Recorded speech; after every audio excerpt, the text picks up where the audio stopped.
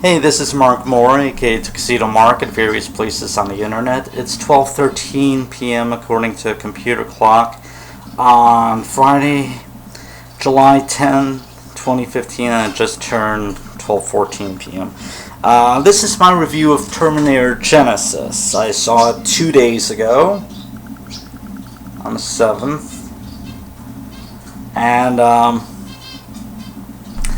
alright, so first impression was that I really enjoyed it. It was fun.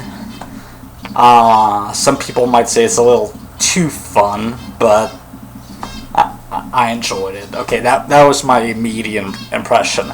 Looking back on it, yeah, a lot of what people are saying are true. The time travel makes no sense, but that's a given. Even by Terminator standards, the time travel's like weird.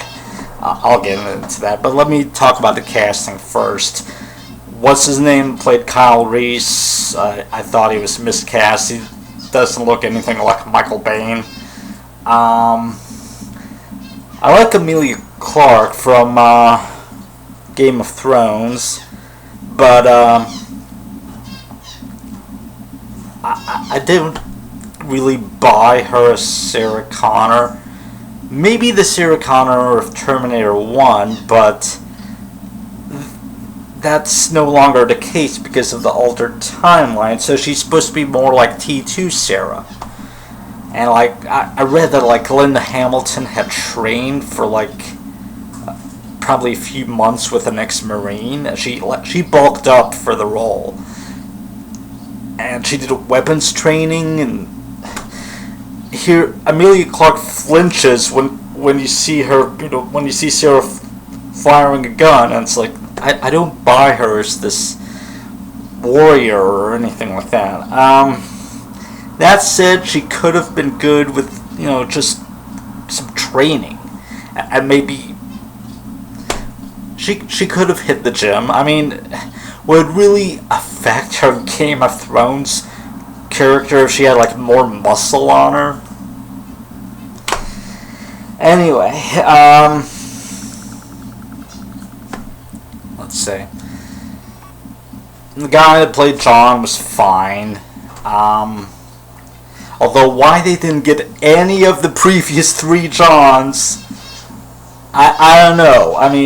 Edward Furlong might be a bit too young to play 2029 John, but they could have gotten Christian Bale maybe, but I think I read on IMDb that he was unavailable. And supposedly they were going to get Christiana Loken to reprise her role as the Terminatrix from T3, but that didn't happen. And this is what casts doubt on the idea that this was supposed to ignore T3 and Salvation. Because that's kind of the official word, that this is the real Terminator 3. But you don't have to necessarily get rid of 3 and 4 because of that. One big question that remains unanswered, just keep thinking about it, is who sent back Pops, Arnold Schwarzenegger's aged Terminator, to protect Sarah in 1973. It's never answered. Someone erased all the information and wants it to remain a secret, probably for their own protection. But who was it? Some people say it was Kate Brewster. Some people say it was, I forget her name at the moment, but Moon Bloodgood's character from Terminator Salvation. Although, probably Kate would be the more likely candidate, because she reprogrammed the Terminator in T3 and sent him back to protect John. So, by doing so, she could have wiped out her own involvement from the war or whatever. You could make it fit, okay? Now, here's the thing. Here are the reasons why they say that T3 and Salvation never happened. One, Judgment Day is back to August of 1997 as it was in T2. It's no longer delayed. It occurs when it originally occurred. Supposedly. At least that's what the 2029 characters say. Also,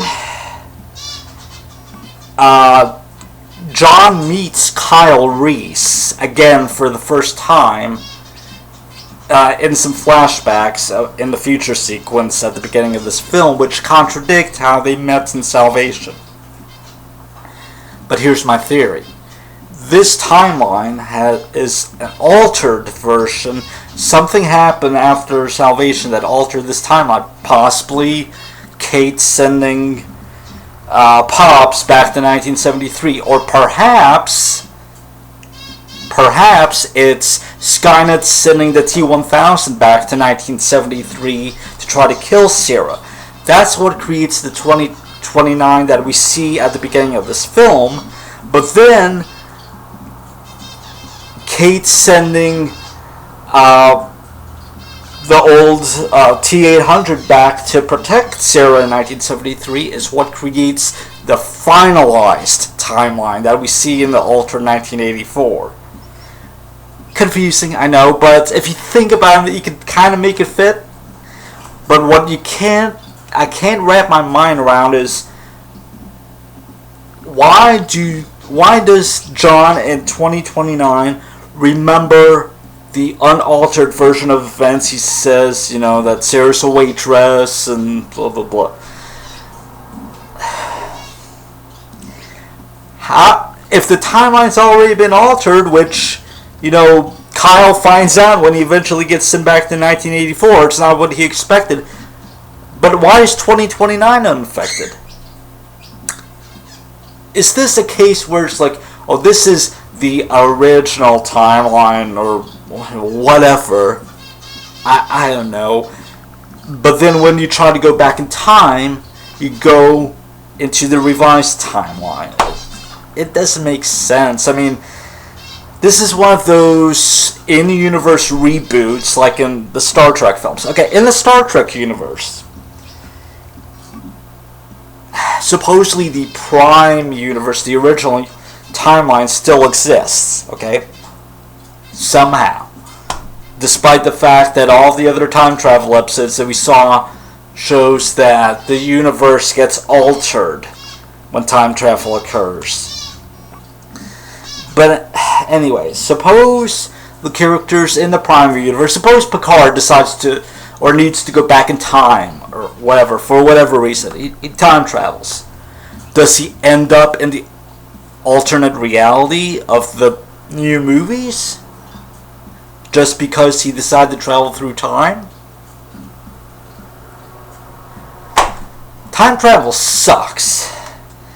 But anyway, the plot. Kyle volunteers to go back in time after Skynet's brought down. The backstory that we hear in Terminator 1. This is what we see at the beginning of the film. He's got the photograph of Sarah, but it's Emilia Clarke. And wouldn't it make more sense for it to be the original photo with Linda Hamilton? Because it's supposed to be like the photo from the original timeline. I know they're recasting and maybe they didn't want to confuse people by having Linda Hamilton in the photo, but anyway. So Kyle goes back in time.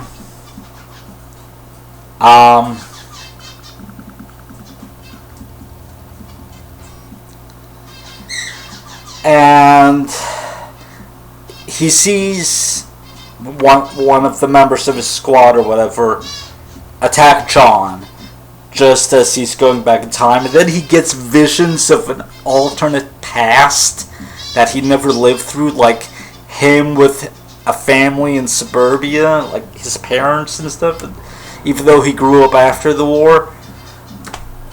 Okay, so he ends up back in 1984, and they actually do kind of like a Back to the Future Part 2 where they recreate scenes from the first film. He steals the bum's clothes. The cops chase him into his store. Also, the original T-800 from the first film is sent back. He's sent back before Kyle. Which is another question. How does 2029 stay unaltered long enough, considering the T-800 went back first? How does it stay unaltered long enough for them to send Kyle back? But anyway, so they go through the whole thing. The T-800 tries to steal the pug's clothes, but then Pops, the aged Terminator, because it's the human skin on his on top of the Terminator frame ages. Okay, simple explanation, I guess. He destroys the T-800, and that it's kind of cool seeing old Schwarzenegger fighting young Schwarzenegger, and yeah, that's neat. All of these scenes recreated from the first film, they had to reshoot them because, according to Schwarzenegger, another movie studio owns the rights to the first film and didn't allow them to use it, at least according to IMDb. This is another PG-13 film, which I'm sick of it. Terminator needs to be rated R. Sorry. Anyway, Sarah shows up. She's a badass, I guess. They take care of. They save Kyle and this one police officer that chased them into a clothing store. They save his life, and Kyle had told him about robots from the future or whatever that wants to kill humans. And then later on, they go to an underground base. Oh yeah, and they have to defeat the T-1000 because it's there too. It was sent back to 1973. So it hung out for 11 years? Or was it trying to find Sarah? I don't know. But they create their own time displacement equipment. And they use the CPU from the destroyed T-800 to power it, but they get only one time jump. So Sarah's saying 1997, Kyle's saying 2017, because he got a message from his younger self in the vision that he had when he went back in time saying Genisys is Skynet. And there was a tablet he was holding, and it was counting down to when Genisys was going to launch. Genisys is basically Cyberdyne's all-in-one app to link everything on the planet to each other. Would such a thing even be possible or even legal? But whatever. So, they argue a bit. They jump ahead to 2017. They land in the middle of the highway, which is kind of a tribute to a scene from the first episode of Terminator, the Sarah Connor Chronicles. Pops is stuck in traffic, so he can't get to them in time. They get arrested for supposedly being terrorists trying to set off a bomb on the highway. They get arrested.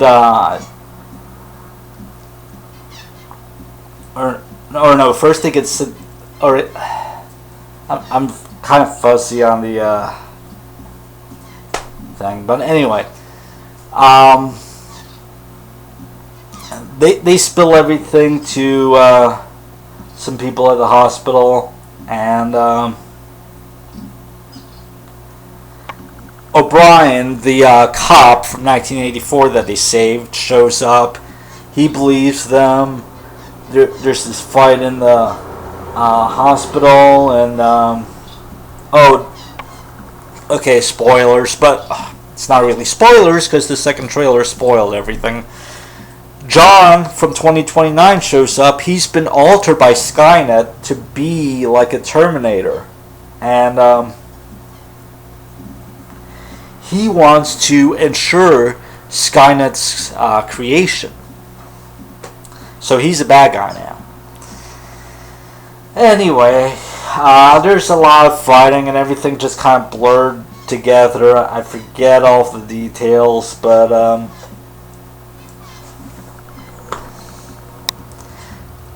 anyway, they save the day at the last moment. They prevent Genisys from launching.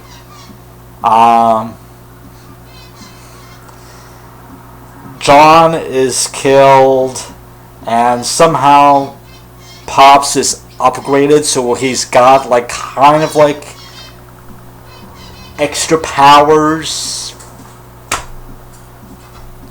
Okay. Last thing that they do, they go to visit young Kyle Reese, and older Kyle has them say the message, Genisys is Skynet, just to complete the time loop or whatever. But then again, in this new timeline, I mean, what's the point? Because the Terminator films have shown that whatever you do to alter the future doesn't alter, the people from the future that had come back in time. So, in this new timeline, the war probably won't even happen. So what's the point of getting young Kyle Reese to see this? It can't decide on its own rules for time travel.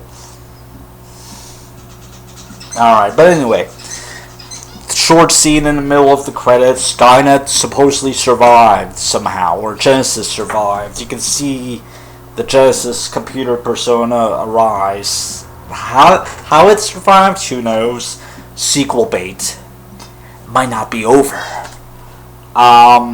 This is supposedly the first of a planned trilogy, again, just like Salvation was to be. The humor. There was too much kooky humor in this film, such as Sarah teaching Pops how to smile, and he has this really awkward grin, like it's creepy and it's just dumb. When they get arrested, they get arrested again, like at the later on after one of the fight scenes or whatever, but this time Pops gets arrested too, and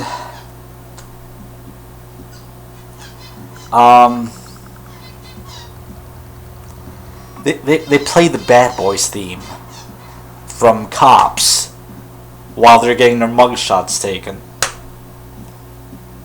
I admittedly I found it kind of funny, but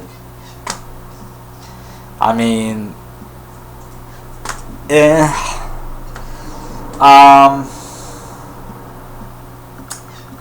overall, I enjoy the film. It's okay. It's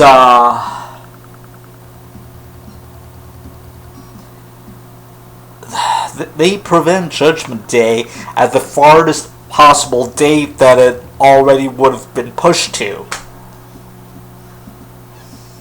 Yeah, that's another thing. In the altered timeline, the current timeline, which apparently the 2029 characters were unaware of, Judgment Day occurred much later than originally.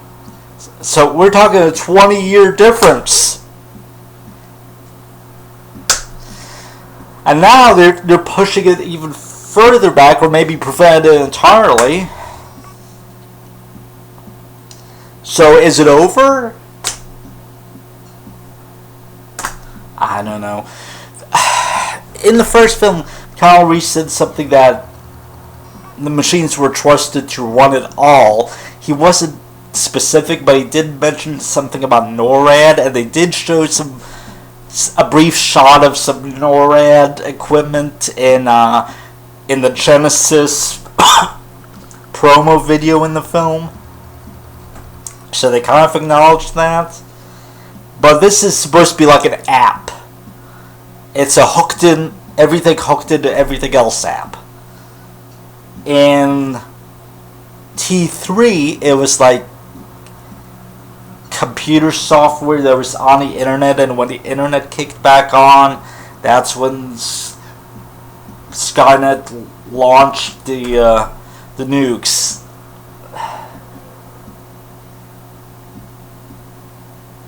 I'm not sure what it was supposed to be in T2. Anyway, but regardless, now everything's whack because we got 1984 Sarah and 2017.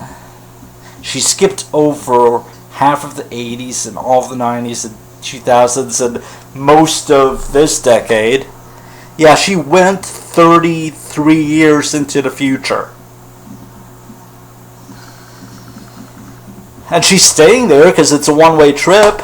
So now it's like, well, I get to choose what I want to do. And she does eventually fall in love with Kyle, which is something that it's kind of funny because Pops was pressuring her to mating with Kyle to fulfill her destiny and give birth to John, but John gave the impression now that it didn't matter. It wouldn't affect him. So, everything's up in the air. Sarah, 19-year-old Sarah, 20-year-old Sarah, or however old she is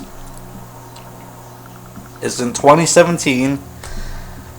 Kyle Reese is still alive, and in 2017, along with his younger self that has a history that he never experienced. And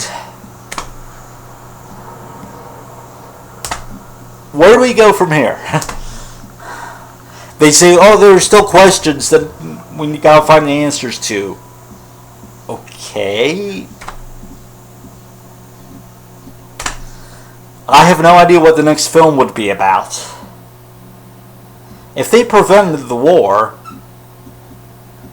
because now there's only 12 years between now and later, at the end of the war. So I don't know what they're gonna do. They could finish it right here, just ignore that little scene in the middle of the credits, and anyway, it's kind of funny how in no one narrated the first film, Sarah narrated the second, John narrated the third, and maybe the fourth, I don't remember, and Kyle's narrating the fifth one. But anyway, I think I'm running out of things to say. I like the song in the closing credits by Jane Z. I forget what her name is. She's a Chinese pop star. I like the song.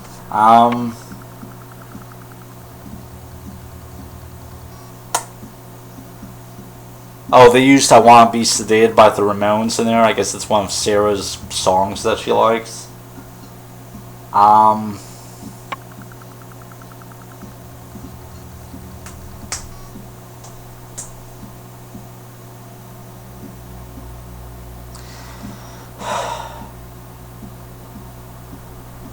So, okay, I think I officially have nothing left to say about this film. It's okay, go see it. Nothing will ever top T1 and T2. But it's kind of interesting how they played around with stuff in this one. All of the characters that died in T1 in 1984 are alive again, or at least we can assume they're alive. All of those cops that got killed, they're still alive. All of the people in Tech Noir that got killed, they're still alive. Ginger and Matt are still alive. The gun shop owner's still alive. We never see them. Obviously, it's never referenced, but That's what we can assume. So really, you could bring any of them back if you want to do another film. But anyway, yeah. So it's 12:39 p.m. and that's it. Thanks for watching.